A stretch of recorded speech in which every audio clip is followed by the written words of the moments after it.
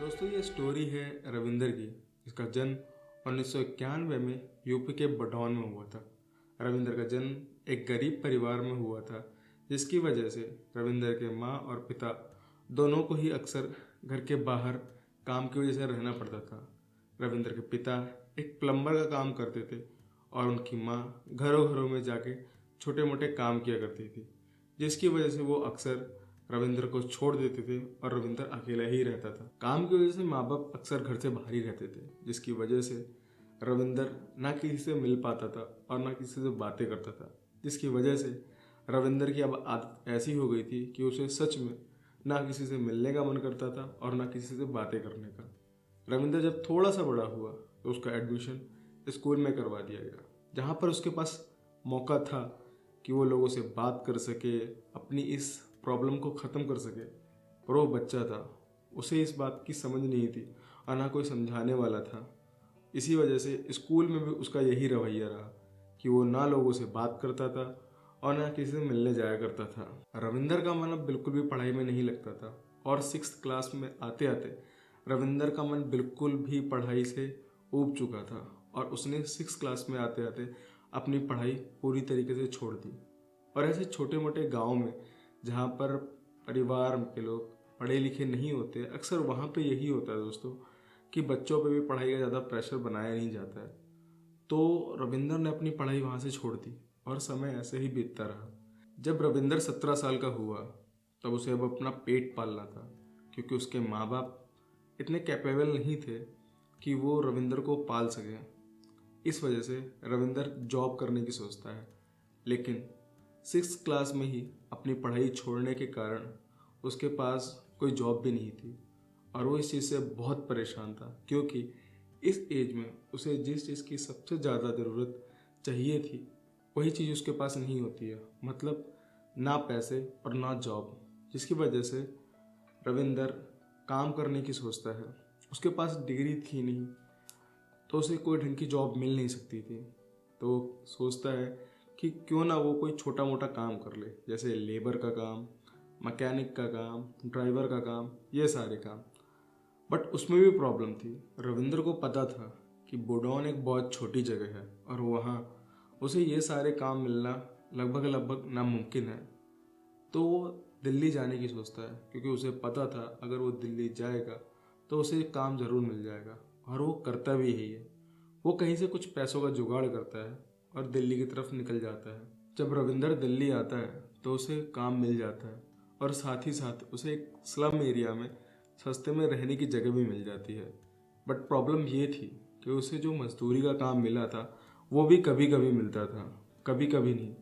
जिस दिन उसे मजदूरी का काम मिलता था वो कर लेता था, और जब नहीं मिलता था तो वो उसकी जगह होटलों पे जाके बर्तन धोने का काम या फिर दिहाड़ी मजदूरी का काम कर लिया करता था। अब रविंदर स्लम एरिया में रहता था तो उसकी संगत भी धीरे धीरे उन्हीं की तरह होती जा रही थी। रविंदर दिन भर काम करता और शाम को आके उस पैसों से दारू पी जाता।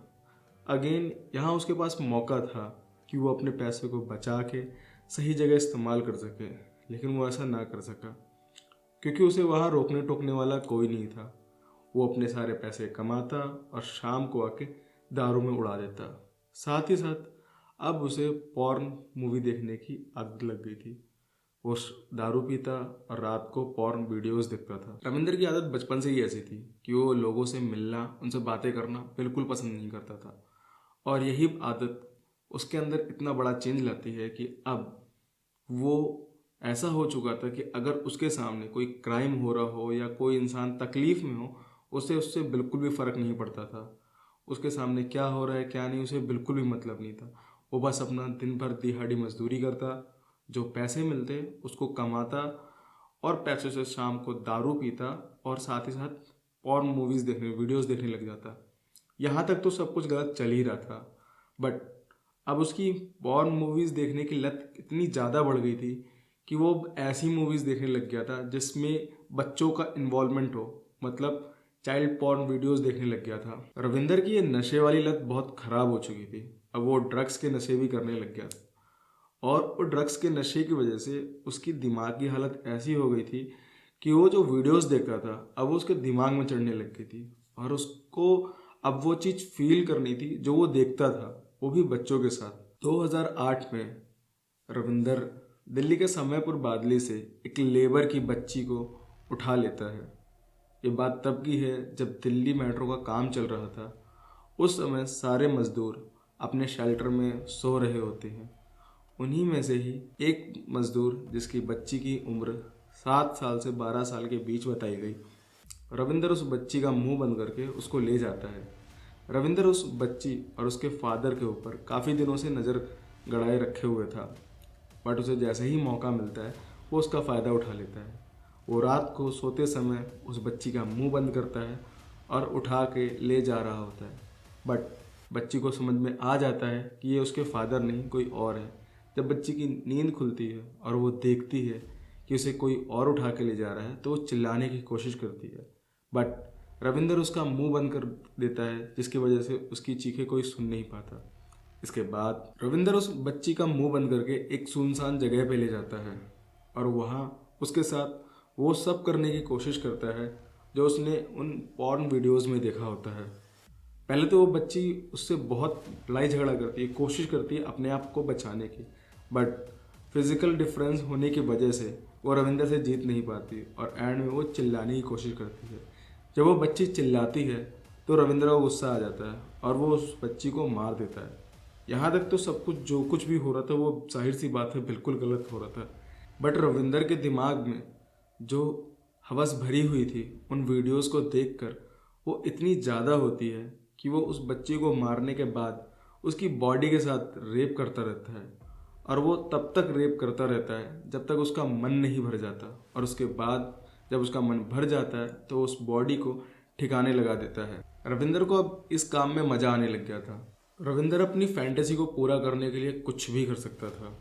अब उसका काम ही यही था, दिन भर मजदूरी करना, जो पैसे मिले उससे शाम को आके दारू पीना, नशे करना और फिर अपने शिकार पे निकल जाना। रविंदर अपने इस हैवानियत में इतना खुश चुका था कि उसे अब कुछ नहीं दिखाई देता था। वो अब उसको अब इस काम में मज़ा आने लग गया था।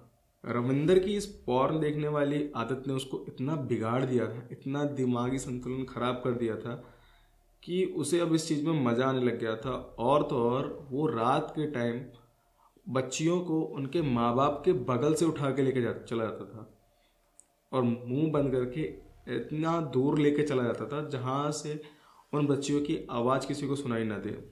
वो बच्चों के साथ रेप करता, जो बच्चे ज़्यादा चिल्लाते उनको मार देता और मारने के बाद अपनी फैंटेसी पूरी करता। और माँ बाप को पता भी नहीं चलता था कि उनके बच्चे को कौन उठा के ले गया, कब उठा के ले गया। और वो अपना काम इतना क्लियरली करता था कि लोगों को भनक भी नहीं लगती थी इस चीज़ की। रविंदर टाइम टाइम पे अपनी लोकेशन भी चेंज करता रहता था, जिससे उसे ना कोई पकड़ सके और ना ही किसी को उसके ऊपर शक हो। 2013 में रविंदर की हवस इतनी बढ़ चुकी थी कि वो अपनी इस हवस को ख़त्म करने के लिए अब 2 साल के बच्चियों तक को भी नहीं छोड़ता था। वो 2 साल की बच्चियों को किडनैप करता था और उनका रेप करता था। बट उस समय रविंदर दिल्ली के जिस एरिया में ये कांड करता था उस एरिया में दहशत फैल गई थी कि उनकी बच्चियां गायब हो रही हैं और ये केस काफ़ी हाईलाइट हो गया था। तो रविंदर उस समय सोचता है कि दिल्ली छोड़ना ही उसके लिए सबसे बेहतर होगा और वो करता भी यही है। वो दिल्ली को कुछ समय के लिए छोड़कर अपनी मौसी के गांव सहारनपुर में चला जाता है, जो कि यूपी में ही था। आप लोगों को लग रहा होगा कि वो दिल्ली में जो कांड करता था उसके डर की वजह से वो अपनी मौसी के घर चला जाता है तो वहाँ शांत होगा, बट ऐसा नहीं था दोस्तों। रविंदर अपनी मौसी के घर पे 2 महीने रुकता है और वहाँ पे भी वो कई बच्चियों का रेप और मर्डर करता है। रविंदर को अपने ऊपर इतना कॉन्फिडेंस आ गया था कि उसे लगता था कि अब उसे कोई नहीं पकड़ सकता, लेकिन आखिर कब तक, कभी ना कभी तो सज़ा मिलनी ही थी। और फिर समय आता है 2014 का। 2014 में रविंदर एक बच्चे को चॉकलेट का बहाना देकर, चॉकलेट का लालच देकर अपने साथ वहाँ से ले जाता है और उसके साथ रेप करता है। और रेप करने के बाद उसके गले पे चाकू से वार करके उसे एक सेप्टिक टैंक के अंदर डाल देता है और उसे लगता है कि वो बच्चा तड़प तड़प के मर जाएगा। ऐसा हो भी जाता, पर उस बच्चे की किस्मत अच्छी थी कि वहाँ के लोगों ने उसकी जान बचा ली। लोगों ने देखा कि सेप्टिक टैंक का जो पानी का कलर है वो चेंज हो रहा है। वो तुरंत उस सेप्टिक टैंक को खोल कर देखते हैं तो उसमें उन्हें वो बच्चा मिलता है। जब वहाँ के लोग देखते हैं कि सेप्टिक टैंक में एक बच्चा है जो तड़प रहा है, वो उसको तुरंत उठाते हैं और हॉस्पिटल में एडमिट कर देते हैं, जिसकी वजह से उस बच्चे की जान बच जाती है। जब उस बच्चे को होश आता है तो पुलिस उससे पूछताछ करने आती है। वो पुलिस को पूरा का पूरा सिनेरियो, पूरा किस्सा बता देता है कि किस तरह उसको चॉकलेट के बहाने रविंदर लेके गया और उसके साथ क्या क्या किया और उसे मारने की कोशिश भी की। पुलिस बच्चे के बयान पर सारी बातें दर्ज कर लेती है। पुलिस उस बच्चे से स्केच बनवाती है जिसके साथ उसने ये गलत काम किया था और मारने की कोशिश की। तो जो स्केच बन के आता है उसकी शक्ल हूबहू रविंदर से मिलती है। इसके बाद पुलिस तुरंत रविंदर को ढूंढने में लग जाती है और रविंदर को पकड़ने के बाद वो एक बार लास्ट टाइम उस बच्चे के सामने रविंदर को लेके आती है ताकि कंफर्मेशन हो सके, कंफर्म हो सके कि ये वही इंसान है। जब पुलिस रविंदर को उस बच्चे के सामने लेके आती है तो पता नहीं उस समय क्या होता है, वो बच्चा उस इंसान को पहचानने से इनकार कर देता है। जी हाँ दोस्तों, वो बच्चा रविंदर को पहचानने से इनकार कर देता है। बाद में बताया गया कि शायद वो मेंटल ट्रॉमा की वजह से हुआ था या कोई दूसरा कारण था और रविंदर पुलिस की गिरफ्त से बच जाता है। मतलब कहने वाली बात है, इतने बच्चों का मर्डर और रेप करने के बावजूद भी वो पुलिस के हाथों से क्लियरली छूट जाता है। 14 जुलाई 2015 को दिल्ली के बेगमपुर पुलिस स्टेशन में एक फैमिली ने अपनी बच्ची की मिसिंग रिपोर्ट लिखवाई। वो फैमिली एक स्लम एरिया में रहती थी जहाँ पर शौचालय जैसी कोई व्यवस्था नहीं थी, तो इसलिए सभी को मॉर्निंग में ही ओपन में जाना पड़ता था अपने आप को हल्का करने के लिए। वो बच्ची भी इसीलिए सुबह सुबह ही गई थी, बट उस फैमिली के अकॉर्डिंग वो बच्ची नॉर्मली 10 से 15 मिनट में आ जाती थी, पर उस दिन वो नहीं आई। वो बच्ची ना आने का कारण ये था कि वो बच्ची रविंदर से मिल गई थी। रविंदर ने उसको आते वक्त देख लिया था और उसका किडनैप कर लिया था और उसका रेप करके उसके लाश को ठिकाने लगा दिया था। पुलिस ने उस फैमिली के कहने पे उनकी बच्ची की मिसिंग रिपोर्ट दर्ज कर ली और उसके बाद छानबीन में लग गई। छानबीन में पुलिस ने पाया कि उनकी बच्ची की जो डेड बॉडी थी वो उसी एरिया में एक खाली से घर में पड़ी हुई थी और उसके पास कुछ डॉक्यूमेंट्स पड़े थे। पुलिस ने वो डॉक्यूमेंट्स को चेक किया। वो डॉक्यूमेंट्स किसी सन्नी नाम के व्यक्ति के थे। डॉक्यूमेंट्स मिलने के बाद पुलिस तुरंत सन्नी के पास पहुंचती है और उससे पूछताछ करती है। पूछताछ में पता चलता है कि सन्नी और उस लड़की का दूर दूर तक कोई रिलेशन नहीं है। इनफैक्ट सन्नी को तो पता भी नहीं है कि कोई बच्ची मर चुकी है और उसके पास से वो डॉक्यूमेंट्स मिले हैं। फिर पुलिस सन्नी से पूछती है कि आखिर तुम्हारे डॉक्यूमेंट्स वहाँ गए कैसे। रविंदर को लगता है कि वो इस तरह सन्नी के डॉक्यूमेंट्स उस बॉडी के पास फेंक कर पुलिस की निगाहों में बच जाएगा और वह दूसरे किसी को फंसा देगा जिससे पुलिस का ध्यान भटक जाएगा। बट रविंदर की यही गलती उसको फंसा देती है। जब पुलिस ने सन्नी से पूछताछ की तो सन्नी ने बताया कि एक रविंदर नाम का व्यक्ति उसका ट्रक चलाया करता था और उसके लिए काम किया करता था। इसके बावजूद भी रविंदर और सन्नी के बीच बहस रहती थी, दोनों की आपस में बनती नहीं थी। एक दिन रविंदर नशे में अपने एक दोस्त के साथ सन्नी से मारपीट करता है। इनफैक्ट वो तो सन्नी को जिंदा जलाने वाला था, बट सन्नी किसी तरह वो रविंदर से चुंगल से छूट कर भाग जाता है। बट रविंदर उसकी बाइक और उसका ड्राइविंग लाइसेंस और उसके डॉक्यूमेंट्स उससे छीन लेता है। तब से सन्नी के पास उसके डॉक्यूमेंट्स नहीं थे। सन्नी के इस स्टेटमेंट को वेरीफाई करने के लिए उस एरिया के सीसीटीवी कैमरास को चेक किया जाता है, जिसमें पाया जाता है कि सन्नी जो कह रहा था वो सच था।